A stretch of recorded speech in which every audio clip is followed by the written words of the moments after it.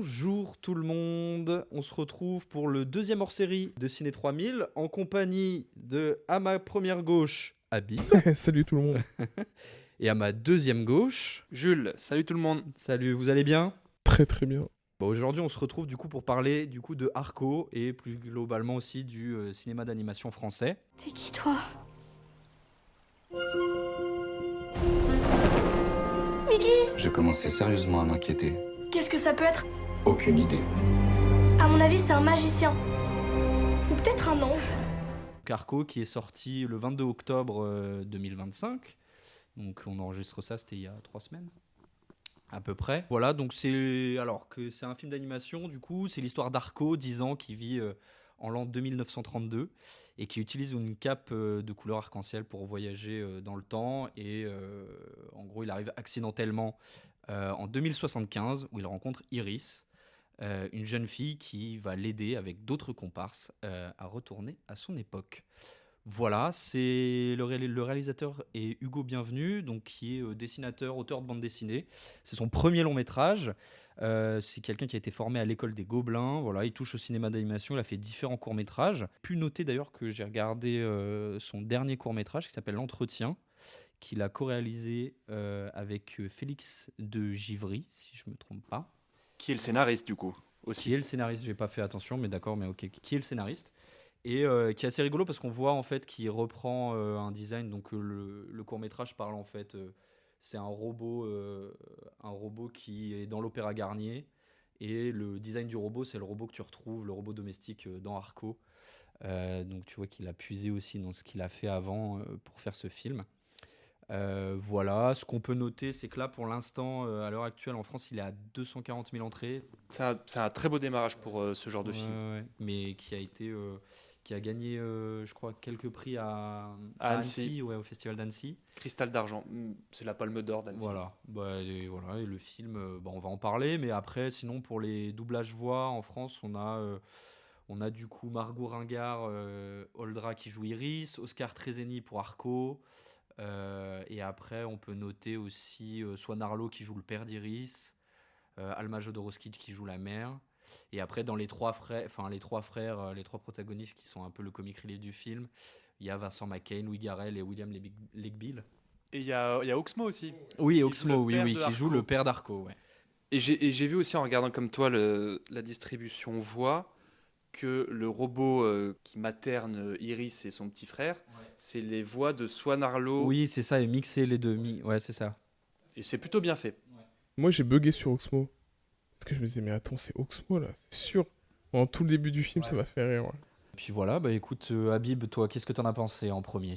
Qu'est-ce que j'en ai pensé? Je crois que comme tout le monde, j'ai été conquis par ce film. C'est un très très beau film techniquement, même ou scénaristiquement. J'ai été emporté tout le long par l'histoire. On est vraiment à fond dans ce monde et on y croit à 100%.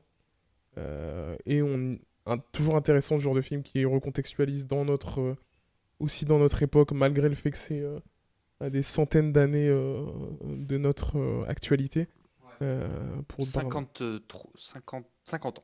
50 ans? Ah, c'est que 50 ans? Ah, 2075. Ah oui, c'est 2075. Donc c'est des problématiques qu'on va avoir, c'est de l'anticipation, et c'est ce que j'aime beaucoup dans ce genre de film. Comme en termes d'animation, il y avait Wall-E qui faisait aussi très très bien ce parallèle, et pour tout ça j'ai beaucoup aimé, et puis vraiment techniquement c'est assez impressionnant. Est-ce que je sais pas du tout si on a l'info, mais est-ce qu'on sait l'équipe de combien de personnes était composée l'équipe qui a fait ce film? Quand tu regardes le générique, entre les animateurs, les superviseurs, couleurs, moi je suis resté jusqu'à la fin du générique. C'était un des génériques les plus longs que j'ai vus. Ils ont dû faire bosser tous les gobelins, ils ont dû faire bosser tous les techniciens français de l'animation, parce que sur chaque plan, il y a un travail de fou. Puis c'est un style de dessin qu'on voit plus beaucoup, donc Oui, bah déjà, c'est du dessin, quoi. C'est de la Du 2D. 2D, comme Ouais, on pourrait ouais. dire, même s'il y a un peu de 3D caché là-dedans, sur certains plans. Oui, bien sûr. Mais il y a toujours un côté attachant quand même avec la 2D, je saurais pas vous dire. Peut-être Ah c'est parce ouais, que. bah, beaucoup on a- plus. Hein. parce Mais qu'on après, a je pense qu'on a été- été élevé avec Exactement. Je pense que c'est par pure nostalgie, mais moi ça me touche toujours, et j'ai toujours un réconfort quand je vois ce genre d'animation. Les enfants Non, de Ghibli. Exactement. Donc non, j'ai adoré. Et toi, Jules, si tu devais donner ton avis? Comme Habib, ouais, conquis, c'est ça, c'est le mot. Mais je le sentais bien. Oui. Oui. Rien qu'à la bande-annonce, tu te dis, bon, cet univers-là, je l'ai jamais vu. Mais j'ai vu que moi, j'ai même pas vu la bande-annonce. J'en ai juste entendu parler Et là, avec la bande-annonce, elle l'envoie et tout de suite, ouais, t'es tout de suite. J'ai eu peur, disons, les 5 premières minutes par rapport à l'animation, parce que l'animation française, elle a tendance à avoir très peu d'images par seconde, à être saccadée par manque de moyens, parce qu'on n'y passe pas autant de temps qu'un Miyazaki. C'est parfois, il y a un peu cette sorte de ralentissement, Ouais, mais moins d'images par seconde. Ouais, ça a été, c'est quand même, c'est un travail d'orfèvre. Ça fait 5 ans, pendant le Covid, il a écrit le scénar. 5 ans, il est sur le job et c'est trop cool que ça fasse 200 000 entrées première semaine. C'est un très bon signe avec les fêtes qui arrivent en plus. Oui, puis je pense qu'il y a un très très bon bouche à oreille. Oui, du film. ouais, ça sent le très bon bouche à oreille. Les critiques presse dithyrambiques. Tout Ouais. le monde est. Voilà, c'est un peu. En fait, t'as l'impression en France, tous les 3-4 ans, il y a un film comme ça qui sort.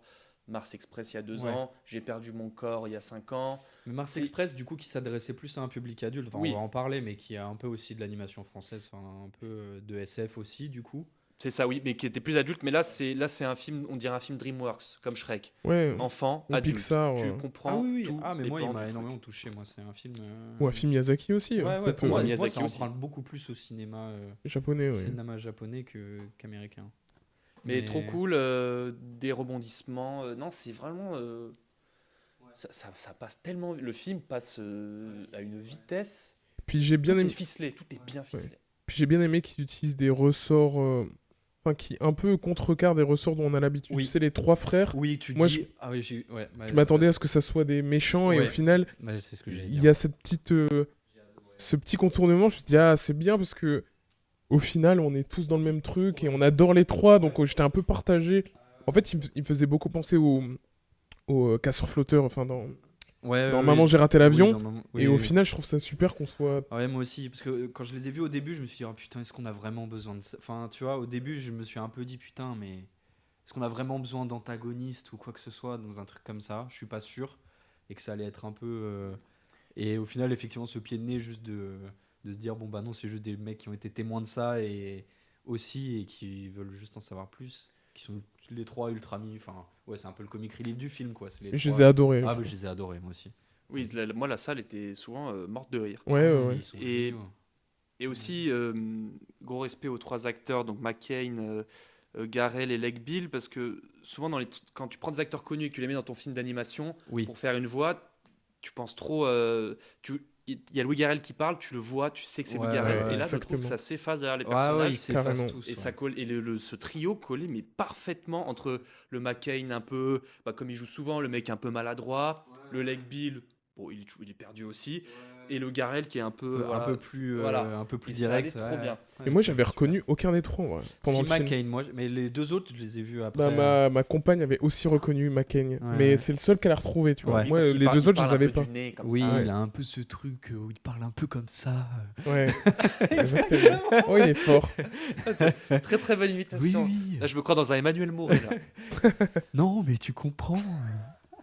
Et aussi, fun fact, en espagnol, arc-en-ciel se dit arcoiris.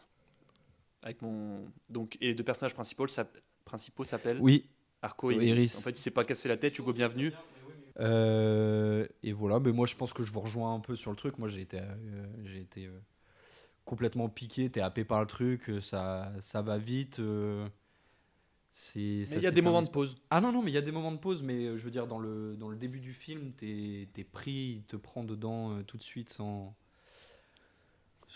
crier gare. Ouais, sans crier gare, exactement. Mais ouais, animation au top. La musique, moi la musique les orchestrales, symphoniques, enfin, j'ai trouvé, moi, elle m'a transporté. J'ai retrouvé du coup un peu ce style très très japonais, moi je trouve, tu vois, enfin très Miyazaki, où la musique elle a une importance et elle te porte justement avec ce que tu vois à l'écran, et ça j'ai trouvé absolument magnifique. Bah, je t'avoue que sur l'intro, les 5 premières minutes avec la musique orchestrale, déjà j'ai eu des flashbacks de Princesse Mononoke, enfin j'ai eu des flashbacks de Miyazaki, et à moi je suis M10 et je me suis dit putain, c'est Joe Hisaishi, le compositeur de Miyazaki, qui fait cette musique, parce que ça puise, c'est pas du plagiat, mais ça Ouais, puise ouais, tellement ouais, non, dans ça puise de cette orchestrale. C'est vrai que moi, ça m'a pris au trip et j'ai ressenti des choses que que j'aurais ressenti quand j'ai regardé mes premiers Ghibli Ouais, ouais, ouais, c'est il y a, ça. il y a 15 ans, quoi. Ouais, moi, ça m'a. Puis- La musique d'intro est. Le- je trouve que le point fort aussi, c'est que on perd pas de temps. Enfin, on comprend tout. En fait, Parce que l'animation coûte cher. oui, Pas puis- de. oui, exactement. Mais du coup, dans l'histoire et dans le scénario, tu comprends tout. Tout n'est pas sursouligné. La cape, tu comprends qu'ils volent avec. Tu comprends que le diamant le fait voler. Parfois, ils expliquent un peu par-ci par-là le lore, mais en soi, on perd pas de temps. Quand l'histoire avance, on comprend l'histoire, on avance. En fait, je me dis, mais ça c'est les films que j'aime. Tu vois, tu vois on montre ce à quoi tout sert, on te le dit pas. Les enfants, on les prend. Enfin, tout le monde comprend. Ouais, on prend pas les enfants pour des attardés, ils comprennent, on comprend, tu vois, et on avance, tu vois. Et ça vraiment, ça j'ai vraiment beaucoup Oui, aimé. oui, non, mais effectivement, oui, de tout l'univers, les différentes fonctions et tout, on te montre juste, il n'y a rien qui t'explique et du coup, tu te laisses transporter. Bon, dans ce futur de 2075 qui est ultra terrifiant. Enfin, moi, quand tu vois ce truc-là où t'as des robots de partout, mais les parents d'Iris sont pas là, sont littéralement Ouais. que des hologrammes, c'est te dire à quel point t'es dans un monde qui est au bord d'une rupture. Je pense que c'est un peu ce qu'il veut montrer. Au bord d'une rupture du monde, enfin, tu vois que ça reste c'est après un monde capitaliste. Donc tu as un peu tout ce truc-là, cette critique-là, justement, où tu vois des enfants qui littéralement sont livrés à eux-mêmes face où c'est littéralement des robots qui les élèvent. Tout ça à cause des gens qui sont obligés de continuer à travailler. T'as tout ça. Alors moi justement aussi c'est juste la mini critique que j'ai sur ce film et moi en fait je savais pas mais du coup tu l'as mis dans tes notes mais J'en parlerai après. ouais de Solarpunk, enfin de la thématique Solarpunk que moi je connaissais pas donc j'ai été voir, ça m'a intéressé. Mais c'est un peu du coup ce qui me gêne, c'est que du coup tu sous-entends avec ce film que la solution à tout ça elle reste technologique et qu'on va s'en sortir par la technique ou par la science. Et je pense que c'est un peu dommage de n'axer ça que là-dessus. Mais voilà, après ça enlève rien je trouve à la poésie du film et tout, mais c'est un peu dommage. Moi je trouve que du coup t'en ressors un peu en te disant on va s'en sortir, on va inventer des arbres pour aller vivre sur les nuages. Tu vois, c'est un peu et que la technologie, le robot a permis de retrouver. Enfin, du coup, très très optimiste en fait. Donc ce que je reproche pas parce que ça reste un film pour enfants et je pense que il y a besoin aussi de ça, mais je pense que c'est un peu dommage de n'axer ça à certains moments que là-dessus. Oui, mais le film te contredit. Parce que quand on est j'avais noté Arco, lui, vit en 2932. Ouais. Il n'y a plus de robots, c'est du mystique, c'est en harmonie avec la nature. Il y a presque un côté, c'est presque des demi-dieux. Les humains sont un peu. Ouais, tu vois. oui, Donc, je en sais, fait, oui. Et tu mais le bon, vois, dans ouais. très longtemps. Ouais. Bah oui, tu le vois parce qu'à un moment donné, notamment quand Arco est là, il découvre et elle dit mais comment vous lavez vos vêtements dans le futur et il dit vous n'avez pas de robot et lui il dit bah non, on le fait nous-mêmes À la main. À la main. Et donc, tu tu parlais il y a un peu ça effectivement. Il y Une a lueur un peu ça. d'espoir. Oui, Ouais. un peu. Et donc, Mais tu parlais du solar punk parce que moi, tout ce qui est lié tous ces mondes en punk, ça m'intéresse beaucoup. Donc, je voulais parler du solar punk parce qu'il n'y a pas beaucoup d'œuvres. C'est le punk le plus récent. Bon, alors, pour expliquer, tous ces mots qui finissent en punk, dieselpunk, steampunk, cyberpunk, atompunk, donc ce sont souvent des mondes science-fictionnels, mais qui peuvent être rétro-futuristes ou futuristes. Donc le steampunk, c'est rétro-futuriste parce que ça se passe à l'ère victorienne des Anglais, où la vapeur est la principale source d'énergie. L'atompunk, États-Unis années 50, sur l'atome, donc énergie atomique. Cyberpunk, donc ça c'est le plus connu, donc une dystopie où les conglomérats capitalistes ont pris le pouvoir et l'être humain est amélioré par la robotique. Et donc il y a le solarpunk, c'est le dernier qui est apparu dans les années 2010.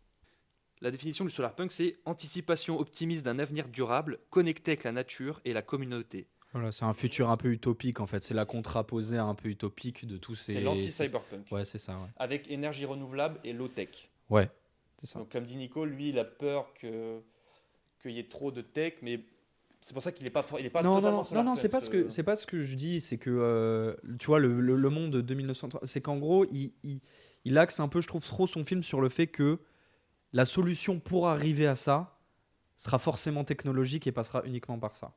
Enfin, je trouve que moi, ce que je retiens un peu du truc, c'est que tu peux te dire ça. Alors peut-être que lui voulait pas et qu'il y a peut-être des subtilités du film que j'ai pas vu ou pas capté, tu vois, ça je dis pas, tu vois, parce que ça c'est mon interprétation. Non, mais c'est intéressant parce que je l'avais pas vu, tu vois. Ouais. Et c'est vrai que... Oui, c'est vrai que la fin du film, c'est... Enfin, du coup, la fin du film, c'est la création de ces arbres. Et oui, c'est vrai que ça repasse par la technologie et pas par une refonte de nous, de comment on produit. Après, comment... peut-être que justement aussi dans le film, ce qui est là aussi qui est pas dit, mais c'est peut-être de dire, bah, t'as cette histoire de grand incendie, c'est peut-être de se dire que malheureusement, avec toute la merde qu'on a fait, c'est déjà trop tard pour Oui. faire quoi que ce soit. Et donc, Arco le dit. Ouais. La montée des eaux, le cataclysme, qui est celui qui est annoncé dans Mm. les anciens textes religieux de toutes les religions, il arrive, la montée des eaux. Ouais. Donc, Oui, donc, c'est foutu pour foutu, autant devenir Oui, bah des s'adapter en fait. demi-dieux en cas arc-en-ciel. Bah s'adapter, ouais. Et ouais, harmonie avec la C'est nature, bon. il parle aux animaux, Arco. Oui. Donc, en fait, Ça c'est incroyable. c'est Le, l'être le humain rapport qui- avec les oiseaux notamment dans tout le film. Ouais, c'est c'est génial. Donc c'est une sorte de surêtre humain. Non, mais c'est même pas de surêtre humain. Tu te rends compte qu'en fait, c'est juste. Il a appris, en fait, comme si on pouvait apprendre à parler aux oiseaux, tu vois.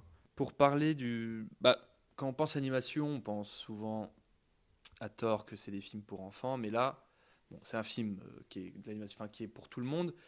Mais moi, ce que j'ai senti, j'étais content de le voir parce que parfois, il m'est arrivé de voir des Pixar dernièrement qui étaient pour enfants, mais j'y allais en tant qu'ancien enfant et je me disais, bon, là, ils les prennent un peu pour des neuneux. Et là, c'est fait longtemps que j'ai pas vu un film pour enfants aussi fin, comme à un niveau d'un Shrek, d'un Lao ou d'un Miyazaki. Une finesse dans le... Tu comprends tout et la morale est bonne et fine. J'avais noté par exemple tout ce qui se passe avec Clifford, donc le copain de Iris, qui est un peu jaloux que Arco débarque, et les trois loupards, il y en a un des trois qui se rend compte qu'il est amoureux d'Iris. Ouais. J'ai C'est là adoré où ce moment. il lui dit quand on aime quelqu'un, peut-être qu'il nous aime pas en retour, mais on va tout faire pour qu'il aille mieux. C'est tout con comme Oui, phrase. c'est mais bateau, mais j'ai c'est adoré. tellement important. à dire, oui. Tellement important à De dire. le verbaliser, que ce soit dit, que des enfants puissent entendre ça et de te dire, ouais, ça aussi j'ai trouvé vachement bien. Et pareil, ces trois mecs où tu penses qu'ils sont mauvais, etc., c'est juste des rêveurs qui ont vu quelque chose d'énorme et ils croient en leurs rêves depuis 20 ans et ils vont tout faire, ils vont croire en leurs rêves, et c'est ça, les enfants, croyez en vos rêves et peut-être qu'un jour ça marchera et il faut pas lâcher. Et eux, ils lâchent pas et ils sont récompensés. Et eux, ce qu'ils voulaient juste, c'est le voir voler, c'est pas le capturer, c'est pas... Ils ont dû voir ses parents passer il y a 20 ans quand ils étaient jeunes, ça les a marqués à vie, tout le monde s'est foutu de leur gueule et au final, ils voulaient juste le voir. Ces trois-là, j'ai eu beaucoup d'affection pour eux parce que je me suis dit, mais moi j'ai adoré. personne n'y croyait. En fait, c'est eux qui avaient raison depuis le début, quoi. Et du coup, t'as de l'affection pour eux tout le film.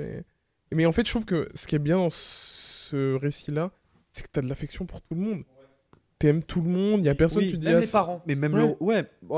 les parents tu peut-être sens un peu qu'ils- moins. Ouais, mais... bah ils vivent dans...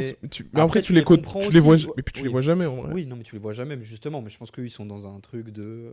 Ils sont jamais à la maison, ils peuvent pas. Mais même le robot, enfin, tu as de l'affection pour lui, parce qu'au final, c'est grâce à lui que les parents d'Arco le retrouvent, en fait. Donc, ouais, ça aussi, ça m'a vraiment touché, cette fin. Ouais, cette fin aussi, Et- un peu pas évidente en vrai. Moi, je m'attendais pas à ça du Très tout. douce amère, ouais. Ouais. Logique, mais... Ouais, oui, quand t'es un peu dans le. Ouais, quand tu comprends l'univers, mais... Ouais. On parle de la, où on Ouais, parle de la fin à la ouais, fin. de la- parce bah, que, oui. c'est ça dont tu voulais parler dans la boucle temporelle un peu. Non, Oui, je je pense voulais que parler toi- temporalité après, mais Ouais. et j'avais noté deux trois autres morales, enfin la morale pour enfants, pas au sens mauvais, enfin au sens qu'est-ce qu'on apprend du film. J'ai noté aussi, bah par rapport à cette fin, les actes ont des conséquences. Ouais.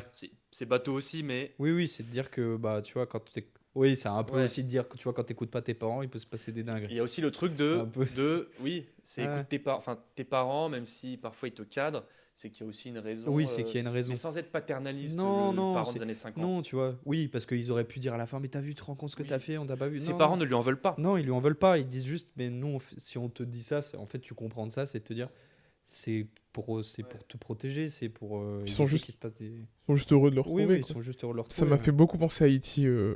Enfin, Ah tout le oui. film, très Spielberg, Oui, très Amblin. Très Spielbergien. oui. Et c'est vrai que cette fin où les parents, tu vois, ça m'a fait penser à E.T. qui se fait récupérer à la fin du film par ses parents, tu vois, après qu'il ait passé du temps sur Terre avec les humains. Ouais, il y a un truc très Spielberg dans ce film aussi, sur découvrir l'autre, que j'ai beaucoup aimé. Bah, oui, les influences sont nombreuses. Donc, on a cité Miyazaki, bon, ça c'est sûr. Moi, j'avais noté aussi, pour le côté animation française, Sylvain Chomet, celui qui a fait les triplettes de Belleville. Un peu dans l'animation, le style à la française, je trouve il se reconnaît un petit peu. Bah, Je sais pas comment dire. alors, j'en avais parlé, je sais plus si c'était au dernier podcast ou si c'est quand on faisait les lives. Mais moi, ça m'avait beaucoup pensé aussi à l'animation de la série là, qui était sortie, The Scavenger's Reign, Ah oui, qui est une série SF d'animation que, bon, bah, si ceux qui ne voient pas, mais allez foncer voir ça. Genre, c'est une des meilleures séries SF des dernières années, d'animation aussi. C'est incroyable. Donc voilà, mais l'animation m'a un peu fait penser aussi à ce truc-là. et j'ai beaucoup pensé aussi à Satoshi Kon, donc celui qui a fait Paprika, Ouais, euh, ou Blue Velvet. oui, Blue Velvet aussi. Hmm. Un peu dans la déformation des corps, le côté robot, je sais pas, le truc un peu loufoque. C'est loufoque dans le film. Il y a l'arc-en-ciel, tout ça. J'ai beaucoup pensé aussi. Mais tu sens qu'il il a bien infusé ses inspirations, Hugo Bienvenu. Ouais, Et il le recrache très bien et il en fait quelque chose à lui au final. Carrément. de ouf. Tu voulais parler de la boucle temporelle? Oui, je voulais parler de la temporalité de l'apprentissage. Donc, bon, section spoiler à tous. Oui. Donc, en fait, Arco vit en 2932 et il peut voyager à travers le temps avec sa cape arc-en-ciel. Et il y va sans l'accord de ses parents et il tombe en 2075. Et sauf qu'à la fin, donc on parlait de ce happy ending, mais qui n'est pas Oui, bah c'est là un où. leçon ending. Une fin Oui. douce amère, ouais. Oui, c'est ça où bah, Moi, j'ai ses eu- parents le retrouvent. Ouais, j'ai eu des vibes d'Interstellar sur le décalage Oui, temporel. Bah ouais, un peu En fait, ses ça. parents Ouais. le retrouvent et Et tu te dis, putain. il ouais. croise une femme, il pense que c'est sa mère, mais non, Oui, c'est en fait, sa sa sœur. sœur qui a 20 ans Mhm. d'écart et ses parents, ils sont déjà presque l'âge d'être grands-parents. Ouais. Donc là, c'est là où les actes ont des conséquences et c'est pour ça que ça se voit que c'est pas un Disney et que c'est quand même un Oui, film oui, c'est de réfléchi. montrer que, ouais, il a pas. Oui, puis je pense qu'il voulait essayer de rester peut-être un peu cohérent avec son truc aussi.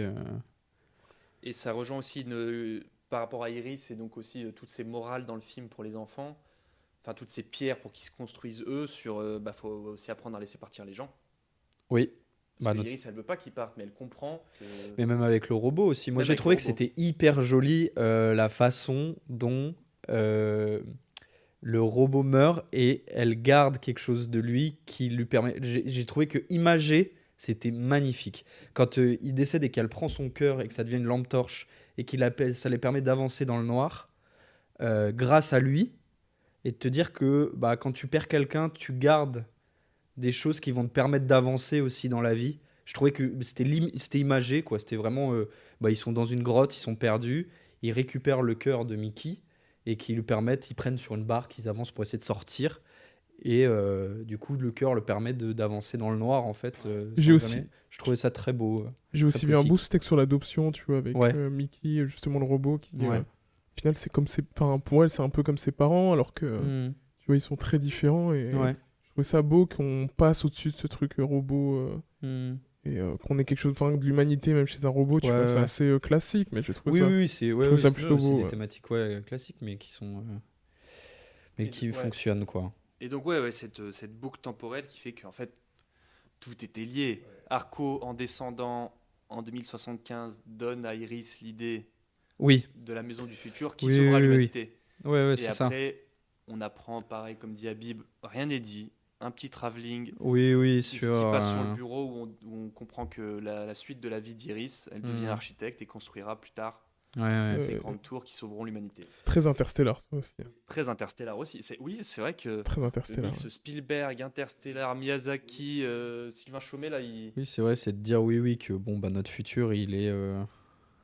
Il dépend de. Ouais, c'est ça, il dépend de nous complètement aussi. Ouais. De dire, tu dis tout ça, quoi. Il y a toujours mais il y a cette note d'espoir que j'aime bien, tu vois. Oui, bah, je pense qu'il est importante pour des enfants, ouais. surtout dans le monde dans lequel on va aller et ce qu'on leur laisse. Donc je pense que c'est important d'avoir ça.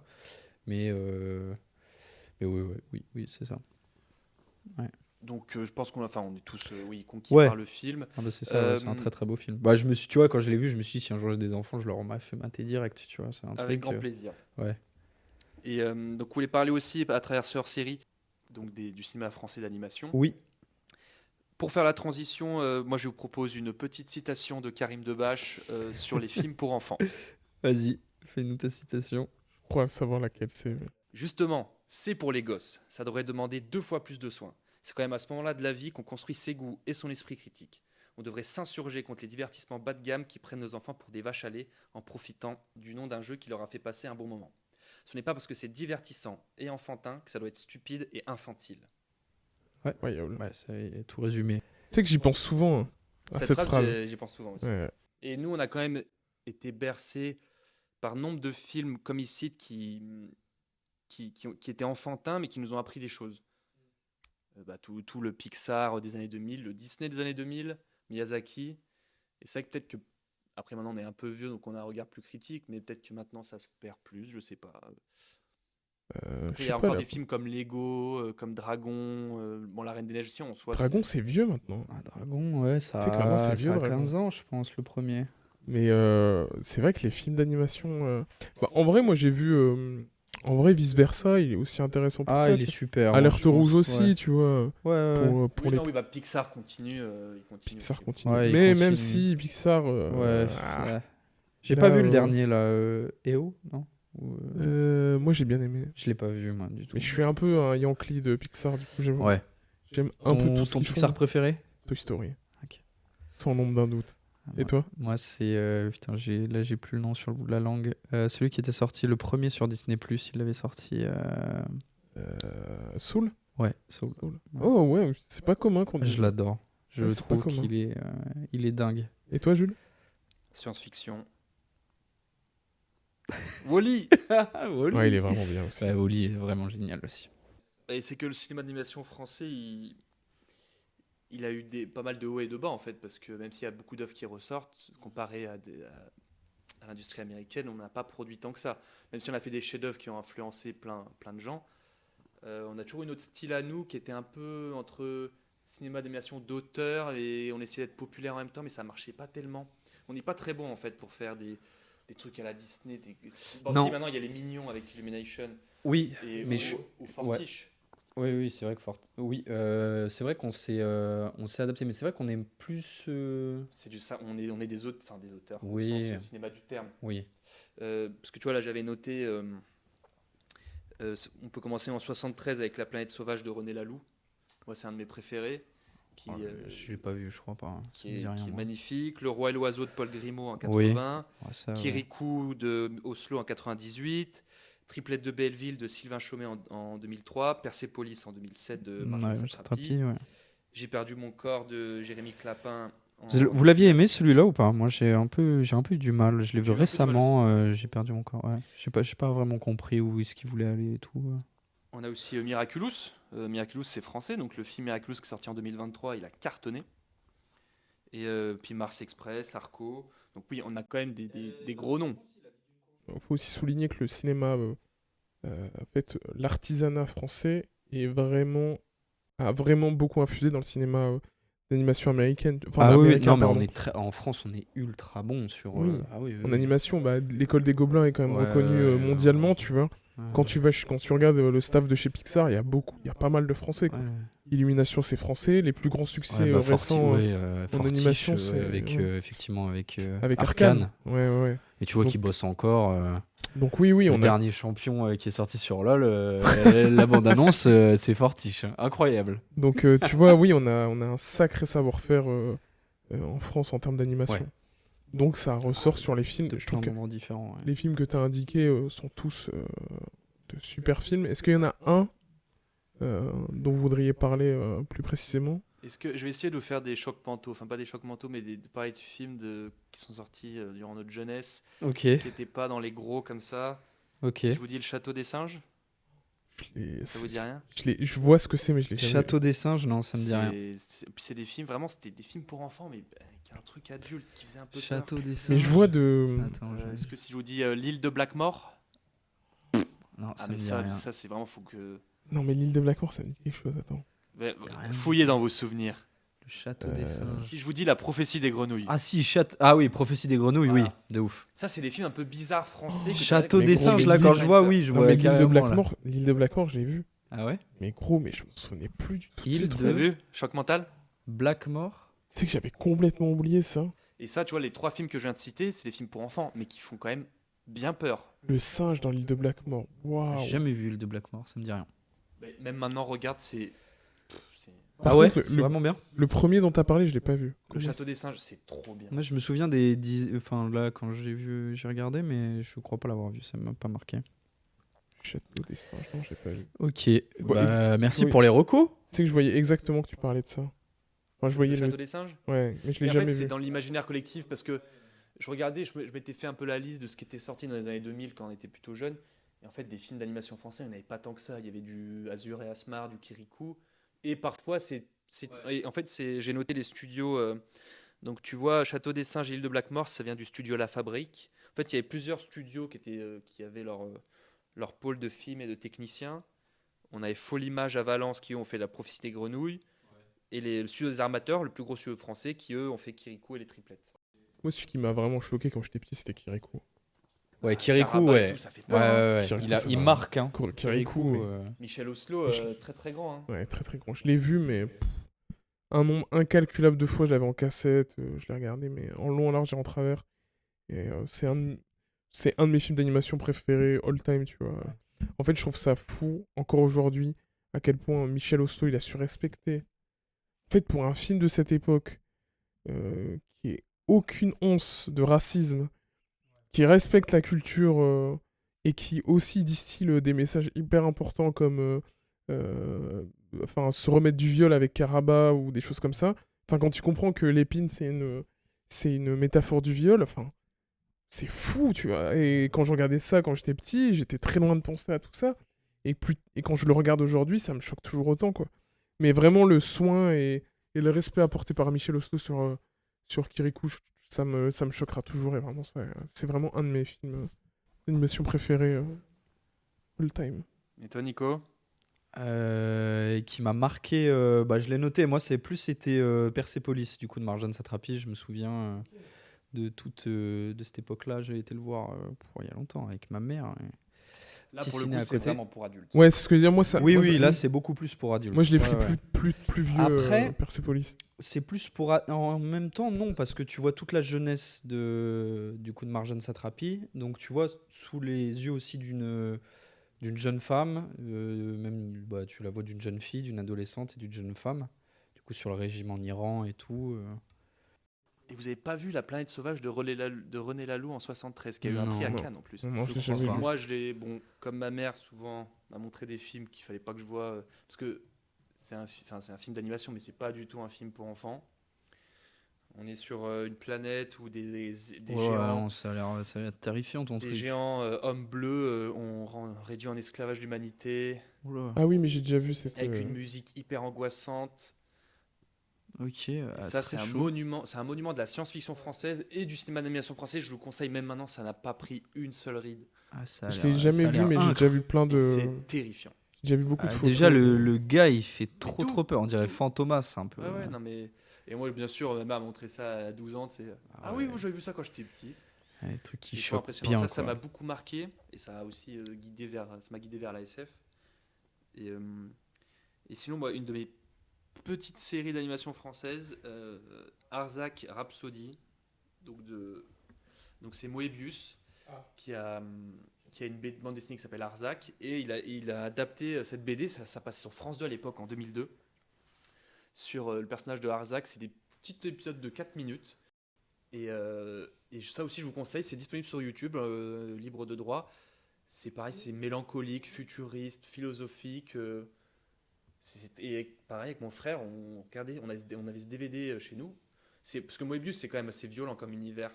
Et on regardait ça en boucle, on ne comprenait pas trop. Tu sais, quand tu es petit, tu sais que c'est une œuvre spéciale que tu es en train de voir. Et on regardait ça en boucle, et alors que c'est presque des épisodes muets. Un mec sur un oiseau qui traverse le désert. Donc franchement, je vous conseille, c'est des épisodes de 4 minutes. Il y en a une vingtaine. C'est avec Moebius, légende aussi. On va se quitter là-dessus. Ouais, je pense qu'on se quitte là-dessus. Merci d'avoir suivi ce nouvel épisode et ces nouveaux hors-série. Et on se revoit bientôt pour un nouvel épisode. Salut tout le monde. Salut. Salut, tout le monde. salut.